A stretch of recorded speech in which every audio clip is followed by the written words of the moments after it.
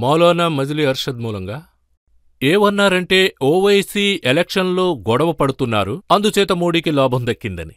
ఇప్పుడు మీరు ఈ ప్రశ్న అడిగినందువల్ల నేనెప్పుడు దీని గురించి మాట్లాడలేదు, కానీ ఇప్పుడు చెప్తున్నాను. హైదరాబాద్లో నా దగ్గర యూపీ ఎలక్షన్స్కి ముందు 2 పెద్ద పెద్ద జడ్జిలు వచ్చారు. పబ్లిక్గా ఎప్పుడు చెప్పంది, ఈరోజు చెప్తాను, చెప్పి తీరాలంతే. ఆ జడ్జిలిద్దరూ నా దగ్గర వచ్చి ఏమన్నారంటే, మేము పెద్ద మౌలానా యొక్క మెసేజ్ తీసుకొచ్చాం. ఆయన ఏమంటున్నారంటే, మీరు ఎలక్షన్ నుంచి తప్పుకోండి అని చెప్పారు.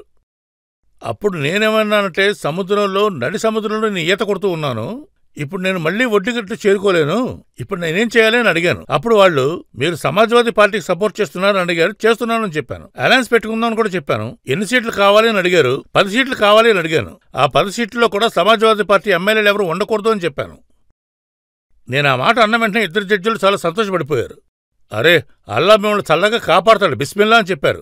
అల్లా మనల్ని గెలిపిస్తాడు, దువా చేయండి అని కూడా చెప్పేసి వెళ్ళిపోయారు, బయలుదేరిపోయారు.